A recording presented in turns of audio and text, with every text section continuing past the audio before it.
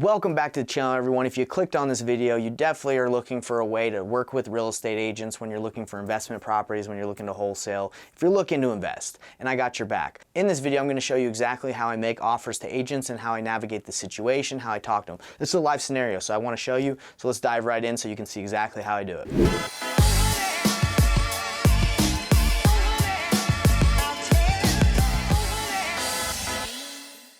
Thanks again for tuning in, but before we dive into this video where I show you exactly how to work with agents and what to say to them, I want to invite you to my free masterclass. Go to painlessflipping.com. The link is down in the description. It's just painlessflipping.com, and we will show you exactly how to get started for absolutely free. Let's dive into the video. So, Privy, I know for the users of Privy, I just did a masterclass last week for just people that are members of Privy, and I showed exactly how I set up all my filters for Privy and how I did it in my 30-day challenge. And so what you see right here, these are free deals. These are free deals that Privy brings me while I sleep. So literally every day I get to wake up and I can go to my email and Privy sends me, hey, here's the properties that meet your criteria right now. So we're going to take a look. So I'm going to click on this email because it says it's got 12 in here. And we're going to see if there's any in here. I'm going to take a closer look. These are all properties that Privy's emailing to me because it met the filter criteria that I set. So one thing that I do is when there's something really big about the property, like to me, I'm not, obviously I want to look at whatever comps are the closest, but like a 2 bedroom's a really big deal. All right. So, ooh, I like this. It's a 3-1. They did a price drop. Looks kind of nice. Ooh, great for an investor. We're going to call it we're not even going to look at the comps. So that's something I'll look at in the notes is like, if it says cash offer only, great for an investor, handyman special. I don't need to look any further. I don't care what it's priced at. I don't care how long it's been listed. They are literally saying, please call me, right? Because we're going to learn so much more over the phone. Let's see. We're looking for a cell phone number. I do not want to call. Boom, right there. Do not want to call an office number. All right. Let's call 407, calling Annie. Hi, this is Annie. Hey, Annie, this is Nathan. How you doing? Good, how are you? I'm good, thanks. I was calling about a property that I saw you had listed here on Piedmont Street. Yes. Yeah, I was just calling to see if you had a minute to chat about it. But Yeah. Oh, okay, perfect. Yeah, so I kind of saw it here. I was taking a look at it. I'm interested in it. I'm looking at it as a potential investment opportunity. I was wondering if you could just kind of tell me a little bit about it and anything in particular that would be good for someone like me to know. Sure. So I sold that home to the current owners in 2019. Oh, awesome. They're just looking to purchase a larger home. They're originally from Haiti. The roof was replaced in 2018, HVAC 2010, water heater 2021, and they had the whole home repiped in 2021 as well. I do believe, if I'm not mistaken, I'd have to look into it, that the exterior was painted at some point prior to them owning the exterior. Since they've lived in the home, I mean, they've been living in the home since 2019. It is in some needs of a rehab on the inside, in my opinion. I think floors could be redone, kitchen and bathroom. But other than that, I mean, it definitely has good bones, good potential. I don't know. What else do you want to know? Okay, so structurally and mechanically, it sounds like everything's good. Yeah, again, when we did the inspections the first time, everything came back good. We did have it under contract recently, but the buyer never submitted escrow. Okay. So we sent the cancellation for that. She did have her contractor go by the home. He estimated $57,000 for a rehab, but they also wanted to add an additional bathroom. That was the only feedback I got there. Okay, got it. Perfect. Now, other than that, because I mean, I'm looking at it, it doesn't look terrible by any means. It looks nice. Yeah, again, what I've explained to other people, they've been living in it, since 2019. But like, for example, the flooring, you can't really tell in the bedrooms, but there was new carpet that was replaced prior to them moving in. But she put, and I don't know why, she put like vinyl, like the peel and stick kind of tiles on one of the floors. And then like in another bedroom, she removed the closet doors and added like a closet system. So Okay. it just needs some sprucing up in the inside. Okay, got it. And then also, the oven does not work. They are leaving the refrigerator. There is an outside like utility closet, I would say. that has washer dryer hookups, but they do not utilize those right now. I don't know if they just use a washer, no dryer, but there is like an outside laundry room, if you will. Like I said, it looks pretty decent. I think it's priced really well. I guess, from your opinion, what do you think's kind of been, holding people back? Well, we did receive offers between 190 and 205. So the cash offer we accepted, or they accepted, was at 205.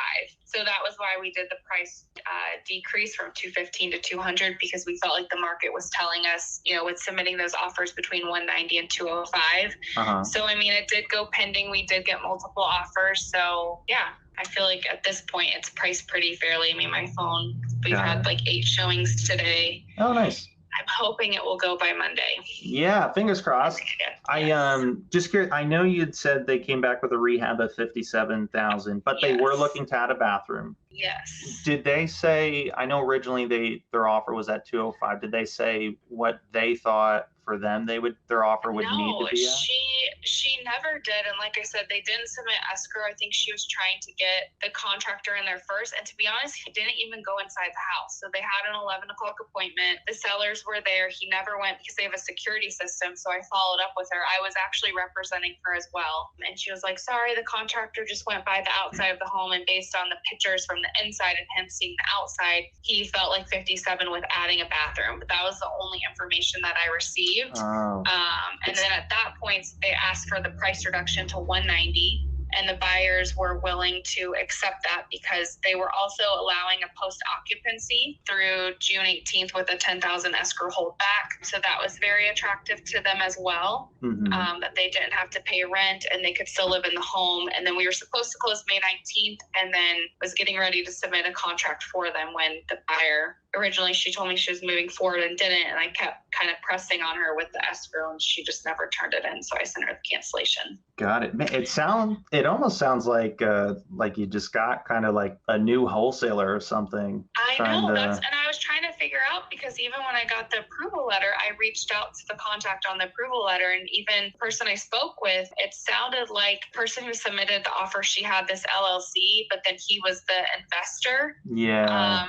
And then he was like, I approve this. This looks good. The only thing he did tell me, I'm just trying to give you all, I like to give as much information as possible. Appreciate it. Was that he said the shed that was on the property, he said he used the words it's illegal, which I was like, well, when we purchased it, nothing came up. He's like, well, nothing would have come up. He's like, I'm just not seeing it's permitted, but there is a shed in the backyard. Got it. Huh. That's weird. Yeah. Interesting. Okay. Well, at least you're done with them, so that's good. Yeah. I was like, I need escrow submitted. And on yesterday, Friday, she was like, we're moving forward. And then the next message I got like 3 hours later was, sorry, the investors, something like, I'm trying to remember the words. I can look back on the text, but like, they don't want to buy and hold in that area. Oh, okay. Interesting. So and I don't have a ton of experience with investors. I usually help buyers with purchases. So yeah, you'll have to save my number so that for future reference, you can just be like, hey, is this person an investor? And I'll be able to let you know in like 2 seconds. So for this property, it sounded like for the sellers, do they already have like the next place lined up? Like, do they want a quick closing or do they need more time? I was trying to I wanted to get them under contract, especially in this market first, because I think it's going to be a little bit difficult to get them with a contingency. So that's why this particular offer was attractive to them, because it did allow them a post occupancy, to give them the ability to close on May 19th and then have that time to have that cash to then close on the next home. Got it. How much time do you think they would like to have? They gave them a 30-day post-op, but I honestly don't think that's necessary, a full 30 days. The ultimate goal would be to get them under contract, get them closed and out of there. So the investor said they'd give them 30 days. So I took it. They took it. But yeah. Would they prefer if like closing was just delayed a bit? If like closing, rather than it being, let's close in 2 weeks, if we made closing, 30 or 60 days out, is that something they would prefer? They're open with either option. I just explained to them, if we're doing that, we're a little bit with turning around with like closing, selling and closing, on the same day, or buying and closing the same day with 2 homes. Got it. Okay, cool. And then I guess my last question, I know you guys just dropped the price. I know you had it under contract with someone else previously. I know it's listed at 200. I think I could put together an offer that could be a really good fit for them. I think, working around like their timeline and kind of making everything super convenient for them, that's really doable for me. The only thing is I haven't taken a close look just yet. I got to take a little bit closer to figure out exactly where I'm at. But I'm probably going to have a really hard time getting up to list price. But my number one thing is, my goal is, of course, I don't want to make an offer that would insult them or you by any means. I guess my question is, if it was a cash offer and kind of met everything that they're looking for, I guess what price do you think they would really need to be at in order to move forward? I mean, like I said, they accepted that offer, or the reduction in price, to 190 from the previous buyer. But to me, originally they were saying the lowest they wanted to go is 200, but I think that's changed a little bit. Okay. But yeah, I'm just not sure. Okay. No, I totally understand. No, that makes sense. Well, I'll tell you what, when are they looking to kind of accept an offer by? Is it, as soon as possible kind of thing? Yeah, as soon as possible. I'm trying to see what this weekend holds with the showings. I think now that we've dropped the price to 200, we'll definitely see a lot more buyers, because before it was that 215 price. So if what would showing, if I wanted to, either myself or someone in my network wanted to go walk the property, is that something that you think we'd be able to do this weekend at one of the showings? Yeah, definitely. If you just want to send me a text message with either your business card and the day and time, I can allow you access for the property. Just got to confirm that with the sellers. It's pretty easy to show, though. Awesome. All right. Awesome. Well, I'll tell you what, Annie, let's do this. Let me take a closer look on my end. Let me see where exactly I think I'd need to be at. And the way I kind of do things, so I'll let you know kind of exactly where I need to be at. And then when I have someone view the property, I also like to send typically just like 1 or 2 guys that I'm really, really close with. They'll also walk it, so what that person was trying to do is they were just trying to find another buyer and assign the contract to them. Okay. So, which, like, there's nothing wrong with that, but the worst part is, like, I don't know, they don't tell you about it, they don't explain what's going on, and it's like they pretend like it's just them buying it. May not assign on the contract, though. Yeah, I know. Like, what they'll do is they'll try to just double close it.